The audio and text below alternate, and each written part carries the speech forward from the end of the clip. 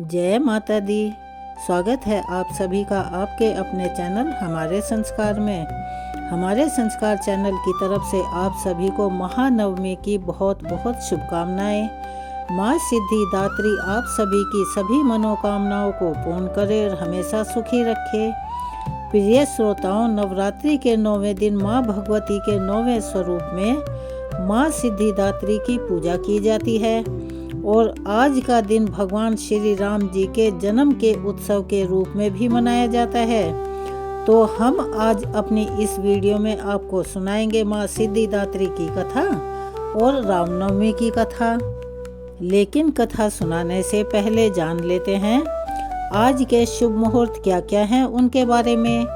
आज दिनांक है 27 मार्च और शुक्रवार का दिन है और आज ब्रह्म मुहूर्त शुरू होगा 4:51 से 8:39 तक रहेगा और सूर्योदय होगा सुबह 6:27 पर और सूर्यास्त होगा शाम को 6:36 पर। नौमी तिथि जो कि कल 26 मार्च के दिन गुरुवार को सुबह 11:50 से शुरू हो चुकी है, आज शुक्रवार को सुबह 10:07 पर समाप्त हो जाएगी। इसके बाद में दसवीं तिथि प्रारंभ होगी और आज शुक्रवार को पुनर्वसु नक्षत्र दोपहर 3:24 तक रहेगा। इसके बाद पुष्य नक्षत्र आरंभ हो जाएगा और राहु काल सुबह 10:30 से दोपहर 12 बजे तक रहने वाला है। और माँ सिद्धिदात्री की पूजा के साथ साथ आज कन्या पूजन भी किया जाता है। कुछ लोगों ने तो कल कर लिया है अष्टमी के दिन, लेकिन जिन्हें नवमी में और उदया तिथि के अनुसार कन्या पूजन करना था वो आज ही करेंगे। और इसी के साथ नवरात्रि के पावन व्रतों का भी समापन हो जाएगा। माँ सिद्धिदात्री सभी अष्ट सिद्धियों की देने वाली हैं, इसीलिए यह सिद्धिदात्री कहलाती हैं। भगवान शिव ने भी सिद्धिदात्री देवी की कृपा से ही अनेकों सिद्धियां प्राप्त की थी। माँ सिद्धिदात्री की कृपा से ही भगवान शिव का आधा शरीर देवी का हुआ था और इसी से वे अर्धनारीश्वर रूप के नाम में प्रसिद्ध हुए थे। माँ सिद्धिदात्री के दाहिनी तरफ नीचे वाला हाथ में चक्र, ऊपर वाले हाथ में गदा तथा बाईं तरफ के नीचे वाले हाथ में शंख और ऊपर वाले हाथ में कमल का फूल शोभायमान है। अष्ट सिद्धियों से सुशोभित अणिमा, महिमा, गरिमा, लघिमा, प्राप्ति, प्रकाम, इशित और वशित माँ सिद्धिदात्री की कृपा से मनुष्य इन सभी प्रकार की सिद्धियों को प्राप्त करके अंत में मोक्ष को प्राप्त करता है। माँ अपने भक्तों पर तुरंत प्रसन्न होती हैं और अपने भक्तों को संसार में धर्म, अर्थ, काम और मोक्ष की प्राप्ति करवाती हैं। नवरात्रि के 9वें दिन भक्तों को अपना सारा ध्यान निर्वाण चक्र की ओर लगाना चाहिए। यह चक्र हमारे कपाल के मध्य में स्थित होता है। ऐसा करने से भक्तों को माँ सिद्धिदात्री की कृपा से ही उनके निर्वाण चक्र में उपस्थित शक्ति का स्वयं ही एहसास होने लगता है और प्राप्त हो जाती है। माँ सिद्धिदात्री का प्रिय रंग लाल है और माँ ने अपने इस रूप में लाल वस्त्र धारण किए हुए हैं। कमल के आसन पर विराजमान माँ सिद्धिदात्री की सच्चे मन से पूजा अर्चना करने पर भक्तों की सभी नव दुर्गाओं की कृपा भी आसानी से प्राप्त कर लेते हैं।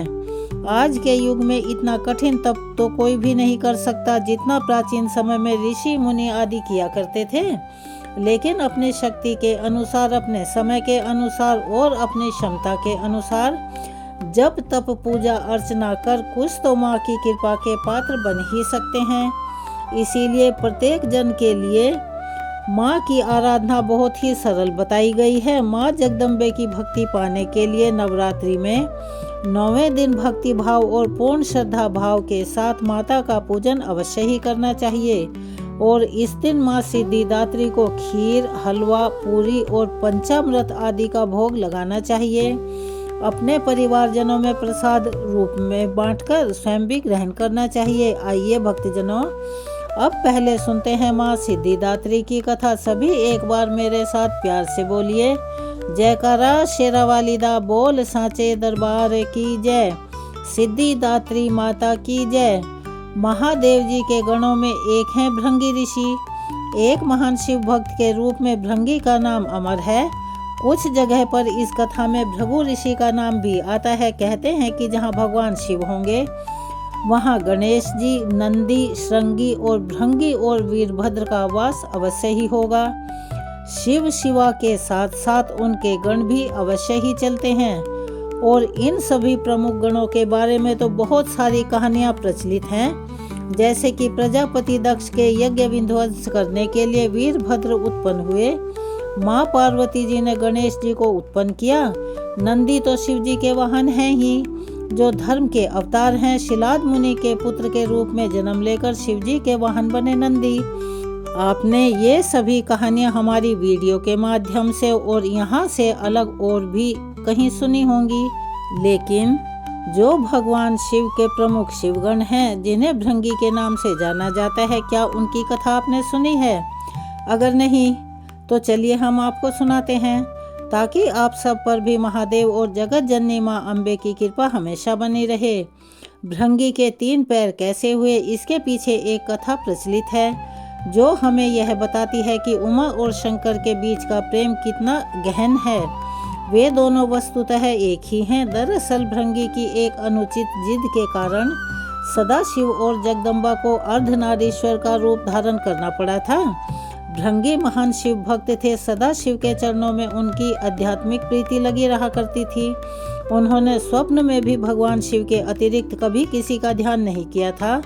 यहाँ तक कि वे जगत जननी माँ पार्वती जी को भी हमेशा सदाशिव से अलग ही माना करते थे और केवल भगवान शिव की ही पूजा आराधना किया करते थे। शिवस्य चरणम केवलम के भाव में वे हमेशा बने रहते थे और वही सोचते रहते थे। उनकी बुद्धि यह स्वीकार ही नहीं कर पाती थी कि शिवजी और पार्वती जी में कोई भेद नहीं है, वे एक ही हैं। एक बार सदाशिव के परम भक्त भृंगी ऋषि कैलाश पर अपने आराध्य की परिक्रमा करने के लिए पहुँचे।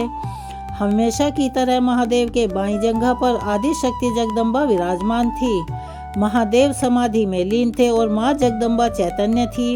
जगदम्बा जी के नेत्र खुले हुए थे। भृंगी आए तो शिव जी की परिक्रमा करने, परंतु शिव जी तो ध्यान में मगन थे। शिव प्रेम में भृंगी मतवाले हो रहे थे और वह सिर्फ शिव जी की ही परिक्रमा करना चाहते थे, क्योंकि ब्रह्मचर्य की उनकी परिभाषा कुछ अलग ही थी। पर क्या करें, पार्वती जी तो शिव जी के वामांग में विराजमान थी और भृंगी अपना उतावलापन रोक नहीं पा रहे थे।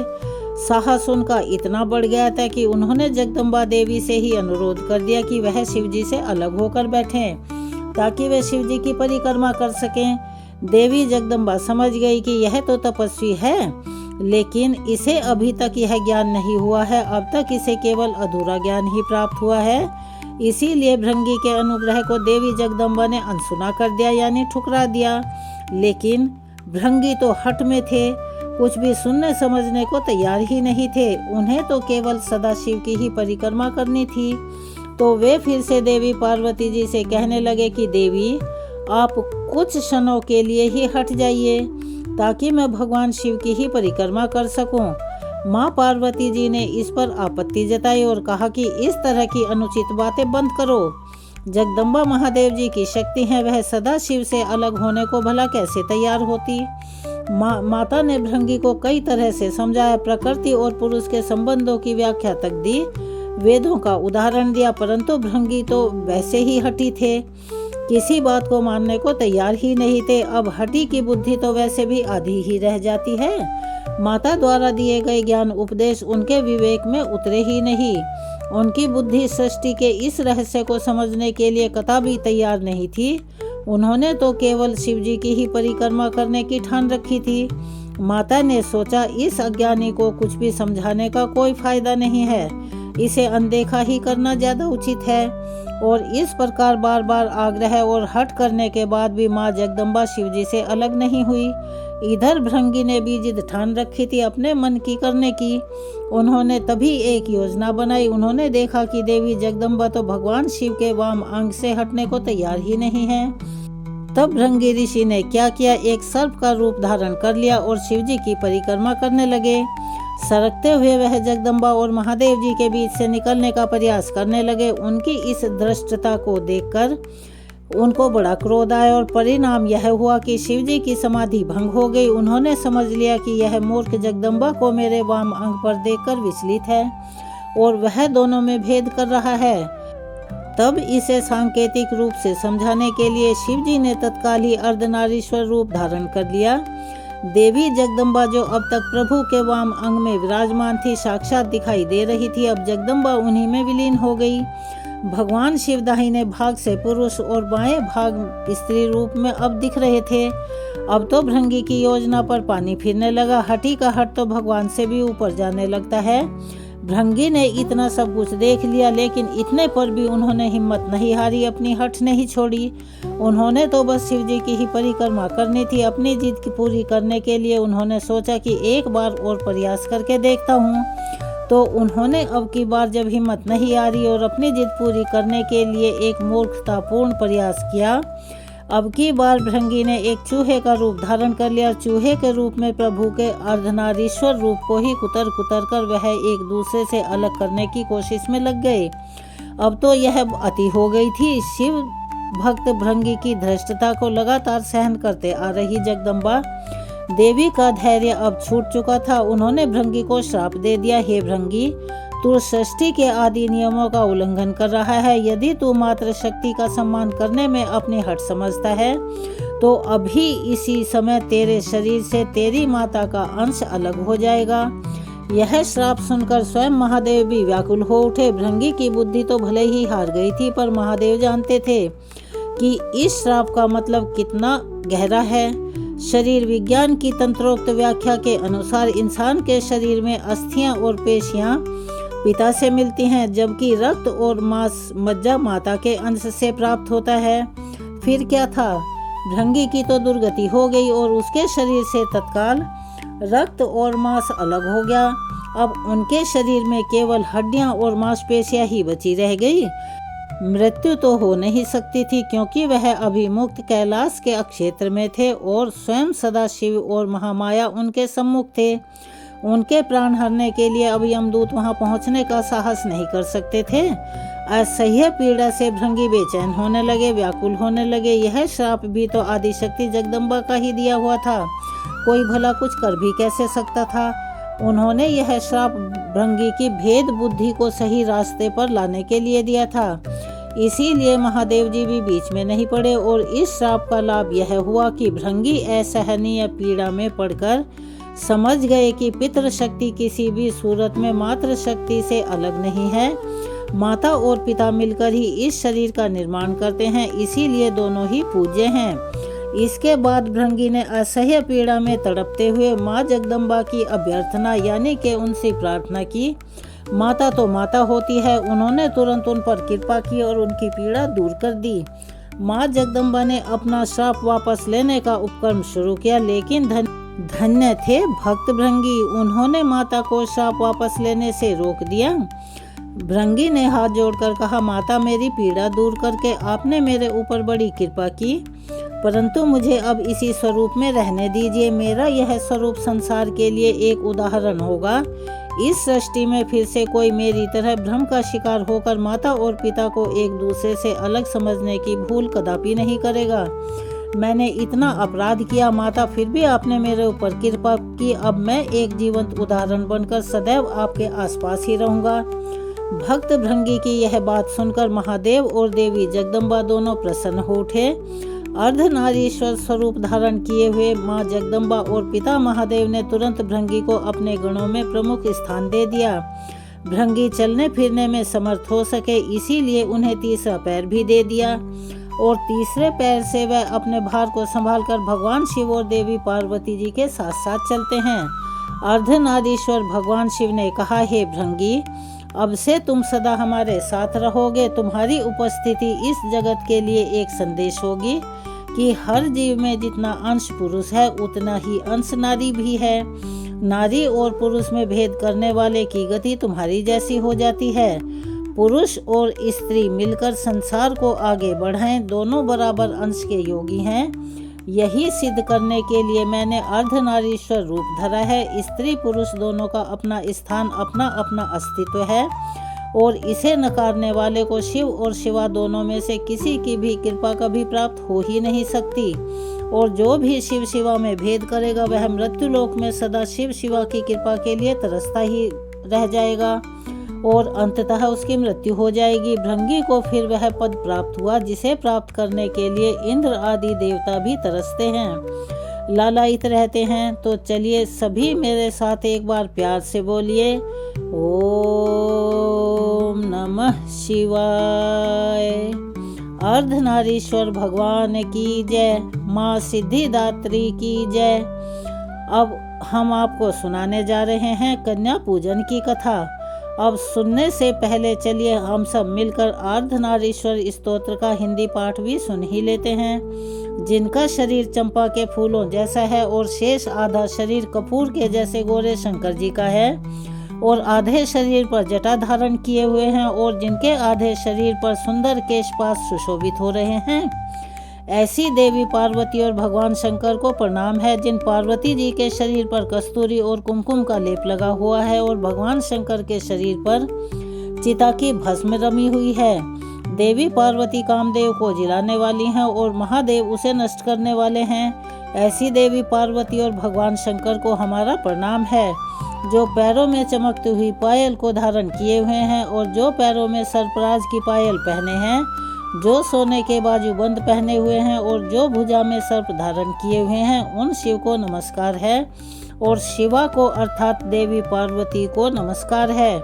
जिन पार्वती जी के बड़े नेत्र खिले हुए नीले कमल के समान दिखते हैं, जिन शिव जी के नेत्र खिले हुए कमल के समान बड़े हैं, जिन पार्वती जी के 2 सम नेत्र हैं और जिनके 3 नेत्र हैं, उन शिवा को नमस्कार है, उन शिव को नमस्कार है। जिन पार्वती जी के केश मंदार के पुष्पों से सुसज्जित हैं और जो शिव जी की मुंडों की माला धारण किए हुए हैं और जिन पार्वती जी के वस्त्र दिव्य हैं और जो शिव जी दिगंबर अर्थात आकाश को ही वस्त्र के रूप में धारण करने वाले दिगंबर हैं, उन शिवा और शिव को नमस्कार है। जिनके केश जल से भरे हुए काले बादलों के समान हैं, जिनकी जटा में बिजली की सी चमक जैसी लालिमा है, जिनका कोई ईश्वर नहीं है और जो समस्त संसार के ईश्वर हैं, उन शिवा को नमस्कार है, उन शिव को नमस्कार है। हम सभी उन शिवा शिव को बारंबार नमस्कार करते हैं। यह था अर्धनारीश्वर स्तोत्र का हिंदी अनुवाद। चलिए श्रोताओं, अब हम सभी सुनते हैं कन्या पूजन की कथा। नवरात्रि के अंतिम दिन माँ सिद्धिदात्री की पूजा का विशेष महत्व बताया गया है। शास्त्रों में ऐसा वर्णित है कि माँ सिद्धिदात्री समस्त सिद्धियों की अधिष्ठात्री यानी देने वाली हैं। उनकी उपासना करने से मनुष्य को सभी सिद्धियां, सुख, वैभव और मोक्ष की प्राप्ति होती है। इसी दिन कन्या पूजन का विधान भी है।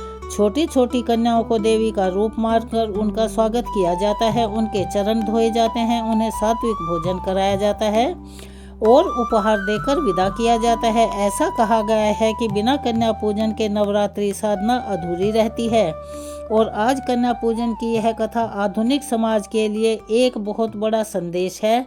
समय तो बदल चुका है। विज्ञान और टेक्निक के युग में जहां लोग स्वयं को प्रगतिशील मानने लगे हैं, वहीं दूसरी ओर बेटियों पर अत्याचार, भ्रूण हत्या, दहेज प्रथा और शोषण जैसी घटनाएं भी तेजी से बढ़ रही हैं। छोटी बच्चियां जिनके हाथों में गुड़िया होनी चाहिए थी, यानी कि उन्हें खेलने का समय मिलना चाहिए था, वो भय और पीड़ा से जूझ रही हैं। कहीं भी गली चौराहों पर जब भी कोई समाचार आता है कि किसी मासूम कन्या पर अत्याचार हुआ यानी कि उसका बलात्कार हुआ, तो माँ सिद्धिदात्री का हृदय भी करुणा और दया से भर उठता है। माँ भी सोचती है कि यह वही धरती है जहाँ कन्याओं को देवी का स्वरूप मानकर पूजा जाता था। आज यही समाज उनके आंसुओं को अनदेखा कर रहा है। क्या लोगों ने यह भुला दिया है या वे भूल गए हैं कि हर कन्या में ही तो मेरा अंश है। माँ सिद्धिदात्री अपने दिव्य लोक से आधुनिक समाज को देखती रहती हैं। वे देख रही हैं कि एक और नवरात्रि में भक्त घर घर जाकर कन्याओं को आमंत्रित करते हैं, उनका पूजन करते हैं, उन्हें देवी मानकर उनके चरण धोते हैं, भोजन करवाते हैं, उनसे आशीर्वाद लेते हैं। और वहीं दूसरी ओर वही समाज अपने ही घर की बेटियों को बोझ समझने लगा है। माँ सिद्धिदात्री सोच रही हैं, क्या केवल रस्म निभाना ही कन्या पूजन रह गया है या फिर कन्या पूजन का असली अर्थ यह है कि उन सभी बेटियों को सम्मान, सुरक्षा और शिक्षा दी जाए। क्या मेरा आशीर्वाद पाने के लिए केवल थाली सजाना, दान करना, दक्षिणा देना ही जरूरी है, या फिर कन्याओं को हृदय से देवी मानना आवश्यक है? एक बार की बात है, एक छोटे से कस्बे में नवरात्रि का उत्सव चल रहा था। लोग धूमधाम से कन्या पूजन की तैयारी कर रहे थे। हर घर में हवन, भजन और सजावट हो रही थी, पर एक घर ऐसा भी था जहां कन्या पूजन केवल परंपरा नहीं बल्कि जीवन भर का संकल्प था, और जो पीढ़ी दर पीढ़ी से चला आ रहा था। वहां के परिवार ने अपने मोहल्ले की गरीब बेटियों को बुलाकर ना उन्हें केवल भोजन कराया बल्कि उन्हें किताबें, पेंसिल और कपड़े भी दिए। उन्होंने उन बच्चियों से कहा कि तुम सब माँ सिद्धिदात्री का ही रूप हो, तुम्हारी मुस्कान ही असली आरती है, तुम्हारी शिक्षा और सुरक्षा ही हमारी असली पूजा है। और उसी रात माँ सिद्धिदात्री उस घर में प्रकट हुई और मुस्कुराते हुए बोली, यही तो मेरा सच्चा पूजन है। जब तुम कन्या को ज्ञान और सम्मान दोगे तभी तो मेरा आशीर्वाद भी तुम्हें स्थायी रूप से मिलेगा। माँ सिद्धिदात्री ने पूरे समाज को संदेश दिया, आज मैं देखती हूँ कि लोग मेरे छोटे छोटे स्वरूपों पर अत्याचार कर रहे हैं। जो हाथ फूलों से, गुड़ियों से खेलने चाहिए थे, वही हाथ अन्याय के मारे, डर के मारे कांप रहे हैं। जो आंखें सपनों से चमकती रहनी चाहिए थी, वह हमेशा डर से मुंदी रहती हैं। हे प्राणी, यदि सच में मेरी पूजा करनी है तो कन्याओं को सुरक्षित रखो, उन्हें शिक्षा दो, बराबरी का स्थान दो, उनके हृदय में सम्मान भरो। कन्या पूजन केवल थाली और मिठाई से नहीं बल्कि उनके जीवन को संवारने से होता है। कन्या पूजन का असली अर्थ यह नहीं कि साल में केवल 2 बार बेटियों को भोजन करवाकर देवी मान लिया जाए, बल्कि यह है कि पूरे जीवन भर हर कन्या को सुरक्षा, सम्मान, संस्कार और समान अवसर मिलें।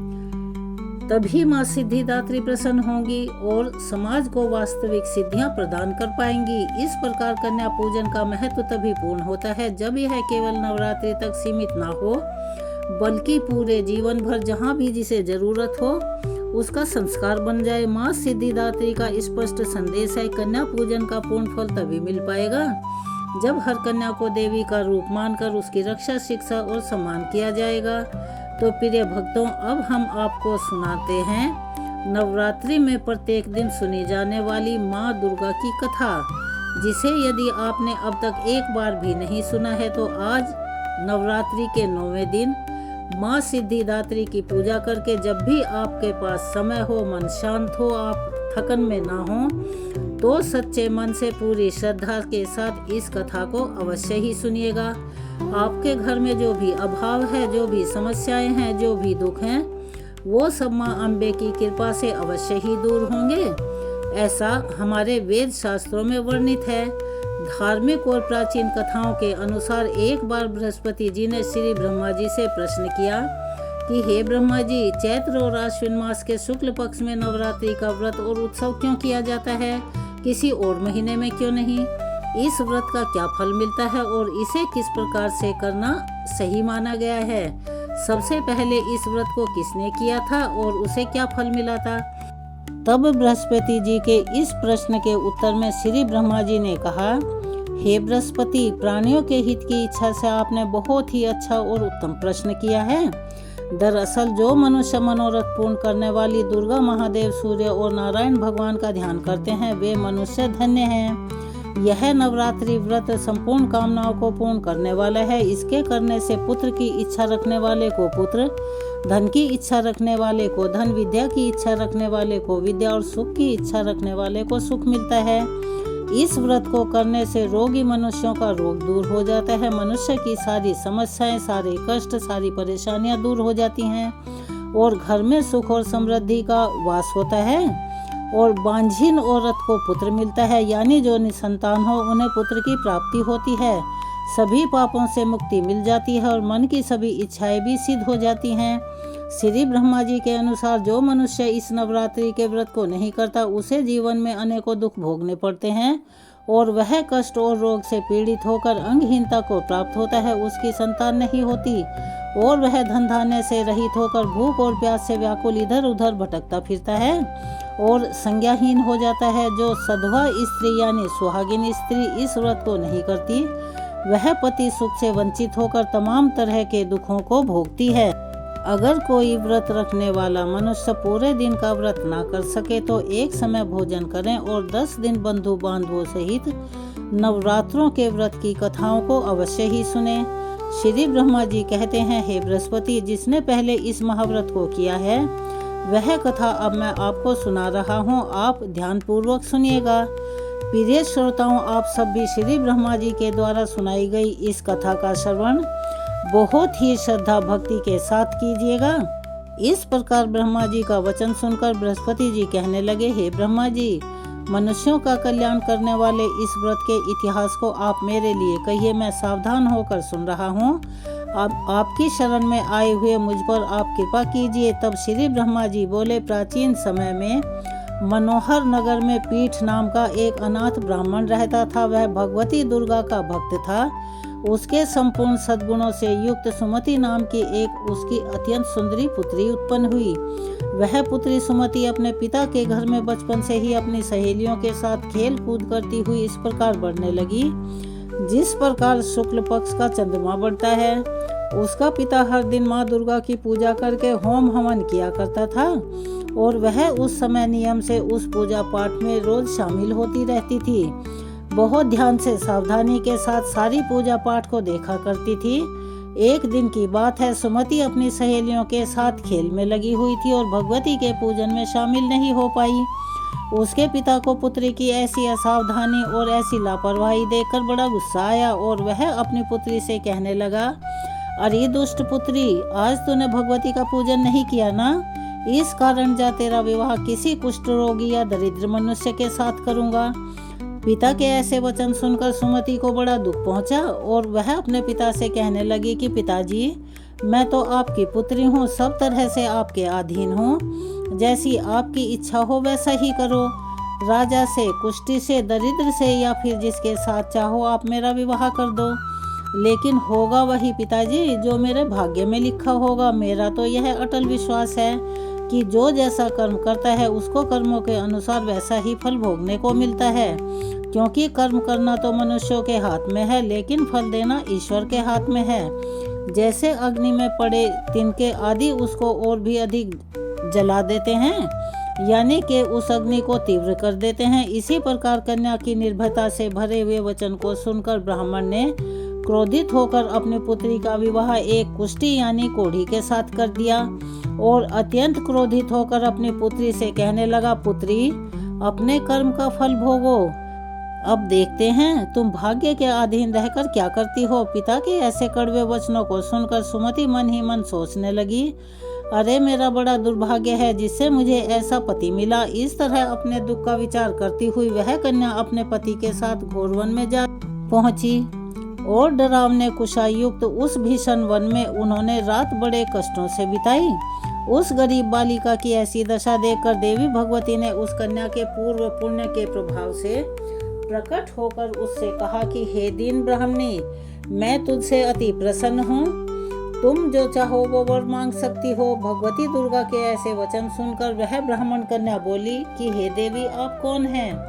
यह सब मुझसे कहिए। ब्राह्मण कन्या का ऐसा वचन सुनकर देवी ने कहा कि पुत्री, मैं आदि शक्ति भगवती हूँ, मैं ही ब्रह्म विद्या और सरस्वती हूँ। प्रसन्न होने पर मैं प्राणियों के दुख दूर करके उन्हें सुख प्रदान करती हूँ। हे पुत्री, मैं तुझ पर तेरे पूर्व जन्म के पुण्य के प्रभाव से प्रसन्न हुई हूँ। तुम्हारे पूर्व जन्म का वृतांत भी तुम्हें सुनाती हूँ, ध्यान से सुनो। तुम अपने पूर्व जन्म में एक भील की पत्नी थी और अति पतिव्रता थी। एक दिन तुम्हारे पति निषाद ने चोरी की। चोरी करने के कारण तुम दोनों को सिपाहियों ने पकड़ लिया और ले जाकर कारागार में बंद कर दिया। उन लोगों ने तुम्हें और तुम्हारे पति को भोजन भी नहीं दिया। इस प्रकार नवरात्रि के 9 दिन तक तुमने ना तो कुछ खाया और ना जल ही पिया, और इस प्रकार से 9 दिन तक तुमने नवरात्रि का व्रत किया।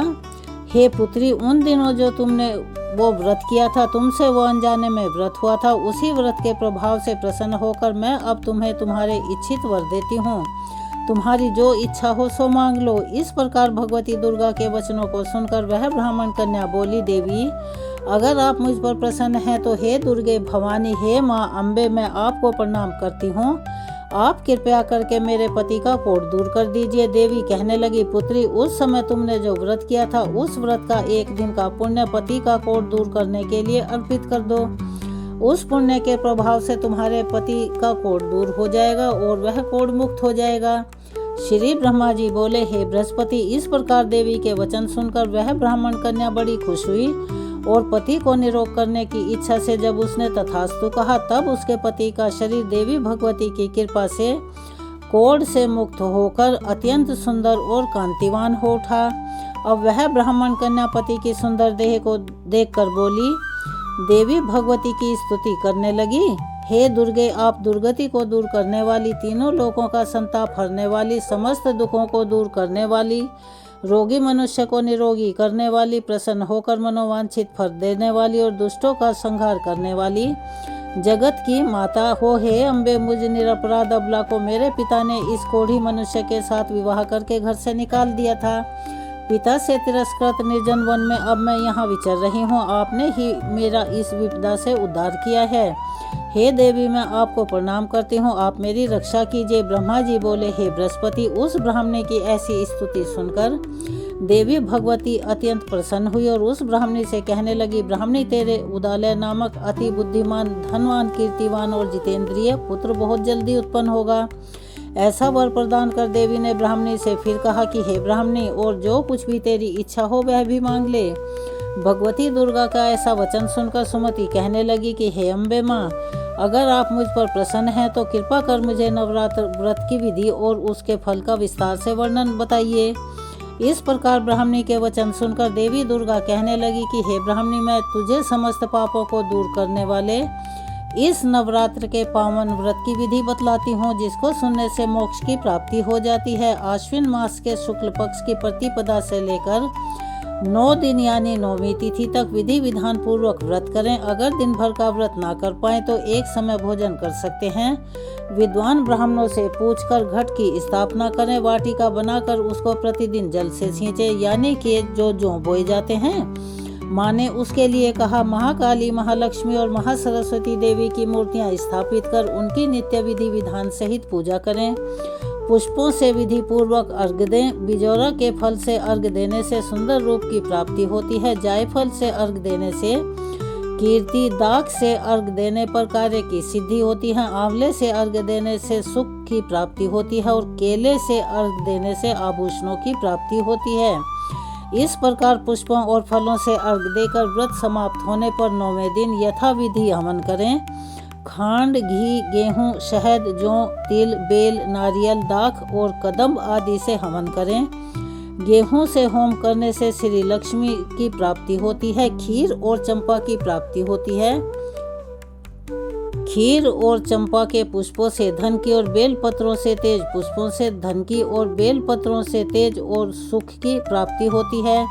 आंवले से सुख की प्राप्ति होती है। आंवले से कीर्ति की और केले से पुत्र की, कमल से धन और मान सम्मान की, दाखों से संपदा की, खांड, घी, नारियल, शहद से धन धान्य की, गेहूं से होम करने से, जो तिल और फलों से होम करने से मनोवांछित वस्तुओं की प्राप्ति होती है। व्रत करने वाला मनुष्य इस विधि विधान से होम करके ब्राह्मण को अत्यंत नम्रता के साथ प्रणाम करें और यज्ञ की सिद्धि के लिए उसे दक्षिणा दें। इस प्रकार बताई हुई विधि विधान के अनुसार जो भी मनुष्य व्रत करता है उसकी सभी इच्छाएं पूर्ण हो जाती हैं, इसमें बिल्कुल भी संदेह नहीं है। इन 9 दिनों में जो कुछ दान आदि दिया जाता है उसका करोड़ों गुना फल मिलता है। इस नवरात्रि व्रत करने से अश्वमेध यज्ञ का फल मिलता है। हे ब्रह्माणी, इस संपूर्ण कामनाओं को पूर्ण करने वाले उत्तम व्रत को तीर्थ, मंदिर या फिर घर में ही विधि विधान के अनुसार करें। श्री ब्रह्मा जी बोले कि हे बृहस्पति, इस प्रकार ब्राह्मणी को व्रत की विधि और फल बताकर देवी भगवती अंतर्ध्यान हो गई। जो मनुष्य या स्त्री इस व्रत को भक्ति पूर्वक करते हैं या करता है वह इस लोक में सुखों को प्राप्त कर अंत में दुर्लभ मोक्ष को प्राप्त हो जाता है। हे बृहस्पति, यह इस दुर्लभ व्रत का महात्म्य है जो मैंने आपको बतलाया है। यह सुनकर बृहस्पति जी आनंद से प्रफुल्लित होकर श्री ब्रह्मा जी से बोले, हे ब्रह्मा जी, आपने मुझ पर अति कृपा की जो मुझे नवरात्रि व्रत का महात्म्य सुनाया। ब्रह्मा जी बोले कि हे बृहस्पति, यह देवी भगवती शक्ति संपूर्ण लोकों का पालन करने वाली है। इन महादेवी के प्रभाव को कौन जान सकता है। चलिए एक बार मेरे साथ प्यार से बोलिए, जयकारा शेरावाली दा बोल सांचे दरबार की जय। कल रामनवमी भी है, इसीलिए हम आपको सुनाने जा रहे हैं रामनवमी की कथा। पौराणिक कथा के अनुसार अयोध्या के महाराज दशरथ को पुत्र रत्न की प्राप्ति नहीं हो रही थी। ऐसे में महाराज दशरथ ने अपने गुरु महर्षि वशिष्ठ के निर्देशों का पालन करते हुए एक महायज्ञ आयोजित किया। महाराज दशरथ ने इस यज्ञ में सभी यशस्वी ऋषि मुनियों को आमंत्रित किया। जिस दिन यज्ञ का शुभारंभ होना था, उस दिन गुरु वशिष्ठ के साथ महाराज दशरथ के मित्र अंग प्रदेश के अधिपति सिंह ऋषि और अन्य आगंतुक भी यज्ञ मंडप में आए। यज्ञ के समापन के बाद महाराज दशरथ ने सभी ऋषियों और पंडितों को दान दक्षिणा स्वरूप धन धान्य का दान कर सम्मान पूर्वक विदा किया। यज्ञ से प्राप्त प्रसाद लेकर राजा दशरथ पुनः अपने महल में आए और वह प्रसाद उन्होंने अपनी तीनों रानियों के बीच में बांट दिया। इसके बाद यज्ञ के पुण्य फल से तीनों रानियों ने गर्भ धारण किया। सबसे पहले माता कौशल्या ने एक पुत्र को जन्म दिया। रानी कौशल्या के द्वारा जन्मे उस बालक के चेहरे पर करोड़ों सूर्यों के समान तेज था और उस बालक का व्यक्तित्व अत्यंत ही आकर्षक था। अनुपम छवि वाले उस बालक को जो कोई भी देखता था मंत्रमुग्ध हो जाता था। चैत्र माह के शुक्ल पक्ष की 9वीं तिथि को जन्मा यह बालक और कोई नहीं बल्कि सृष्टि के महानायक श्री विष्णु के सप्तम अवतार भगवान श्री राम का ही बाल रूप था। माता कौशल्या के बाद अन्य दोनों रानियों यानी माता केकई और माता सुमित्रा ने भी शुभ नक्षत्रों में पुत्रों को जन्म दिया। माता केकई के एक पुत्र यानी भरत हुए और माता सुमित्रा के 2 पुत्र लक्ष्मण और शत्रुघ्न जी हुए। अयोध्या के नन्हे राजकुमार के जन्म का शुभ समाचार पाते ही पूरी अयोध्या नगरी में खुशियों की और उत्साह की लहर दौड़ गई। गीत संगीत जैसे समारोहों से राजा दशरथ के चारों पुत्रों का स्वागत करते हुए उनका जन्म दिवस मनाया गया। वहीं देवताओं ने भी इस उत्सव में भाग लेते हुए इन नन्हे राजकुमारों को नमन किया और आकाश से अनगिनत फूलों की वर्षा कर उनका स्वागत करते हुए अपनी प्रसन्नता जाहिर की। शीघ्र ही चारों पुत्रों का नामकरण संस्कार महर्षि वशिष्ठ के द्वारा किया गया और फिर उनके नाम श्री रामचंद्र, भरत, लक्ष्मण और शत्रुघ्न रखे गए। अत्यंत विलक्षण प्रतिभा के धनी श्री राम अल्पकाल में ही अयोध्या वासियों के प्रिय हो गए। उन्हें सभी प्रकार के अस्त्र शस्त्र चलाने में असाधारण निपुणता प्राप्त हो गई।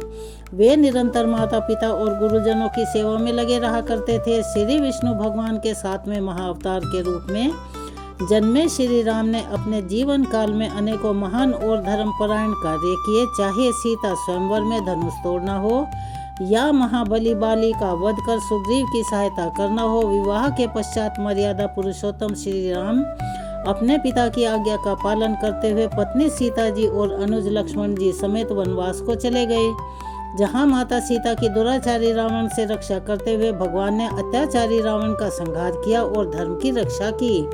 यह वही श्री राम है जो स्वयं जगत के पालनहार हैं और दुर्लभ शक्तियों के स्वामी हैं, किंतु उन्होंने एक सामान्य मनुष्य का जीवन एक अद्भुत उदाहरण समाज के सामने प्रस्तुत किया और युगों युगों के बाद आज भी श्री रामचंद्र जी के आदर्श व्यक्तित्व, धैर्य, निष्ठा, त्याग, पराक्रम को श्रद्धा और सम्मान देते हुए रामनवमी के दिन उनका जन्म उत्सव मनाया जाता है और आज भी भगवान श्री राम के भक्त अनन्य आस्था के साथ अपने आराध्य श्री राम जी का अवतरण दिवस मनाते हैं। प्रिय भक्तजनों, यह थी श्री रामनवमी की कथा। आपको कैसी लगी? कृपया कमेंट्स बॉक्स में अपनी राय अवश्य ही लिखिएगा और चलिए एक बार मेरे साथ बोलिए, जयकारा शेरावाली दा बोल साचे दरबार की जय, श्री रामचंद्र महाराज की जय। अब हम आपके साथ करने वाले हैं, आपको सुनाने वाले हैं माँ सिद्धिदात्री की आरती और अंत में क्षमा याचना। ओम जयति जय सिद्धिदात्री मैया, जयति जय सिद्धिदात्री माँ, हम भक्तों की मैया तुम हो महतारी, ओम जय जय सिद्धिदात्री माँ, अष्ट सिद्धि देने वाली तुम हो जग की माता, तुमसे कुछ न असंभव सब तुमसे आता। ओम जयति जय सिद्धिदात्री माँ, ऋषि मुनि देव योगी नर गुण गान करे, दुष्टों को महामारी भक्तों का कल्याण करे। ओम जयति जय सिद्धिदात्री माँ, जग में अनुपम महिमा दुख दारिद्र मिटे, दया तुम्हारी मैया सुख समृद्धि बरसे। जयति जय सिद्धिदात्री, शुभम निशुंभ को मार की लीला अति न्यारी, अपने दास बनाओ भोले की प्यारी। ओम जयति जय सिद्धिदात्री, शंख चक्र गदा और पुष्प कमल सोहे, छवि माता की प्यारी सबका मन मोहे।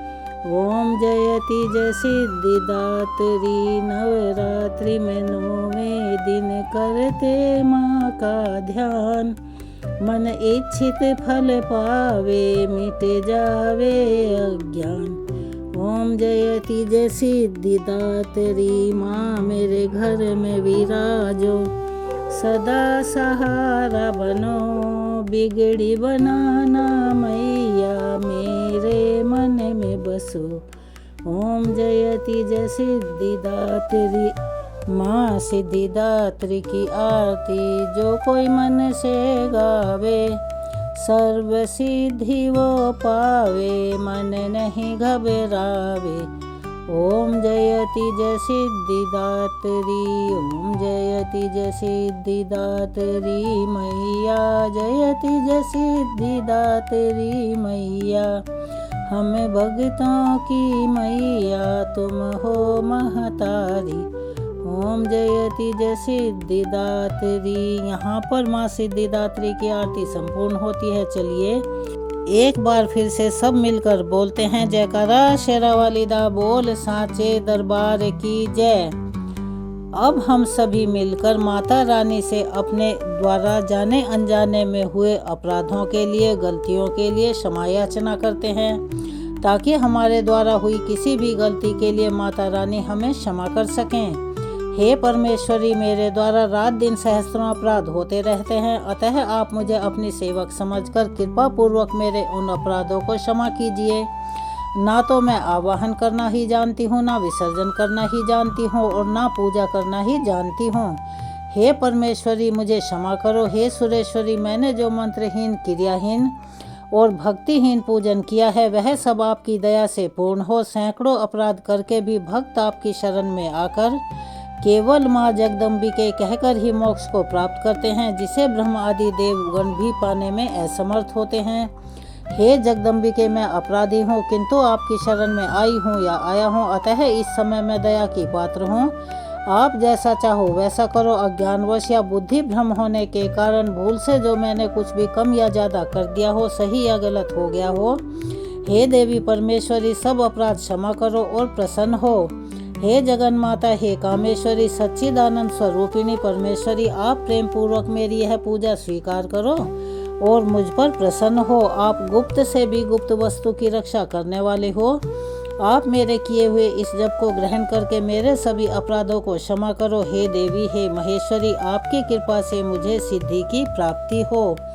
यह थी समायाचना। अंत में हम आपसे हाथ जोड़कर निवेदन करते हैं कि प्लीज़ अगर आप चैनल पर नए हैं तो चैनल को सब्सक्राइब करें, वीडियो को लाइक करें, ज़्यादा से ज़्यादा शेयर करें, बेल आइकन को भी अवश्य ही दबाएं। कमेंट्स बॉक्स में जय माता दी, हर हर महादेव, जय श्री कृष्णा, राधे राधे, जिसमें भी आपकी आस्था हो उसे अवश्य ही लिखें, क्योंकि भगवान का नाम हम जितनी बार लेते हैं, हम स्मरण करते हैं, उतने ही हम अपने पापों का शमन करते हैं। चलिए मिलते हैं अगली वीडियो में एक और नई कथा के साथ और नई जानकारियों के साथ। तब तक के लिए जय श्री कृष्णा, हर हर महादेव, जय माता दी, राधे राधे। आपको बहुत बहुत धन्यवाद।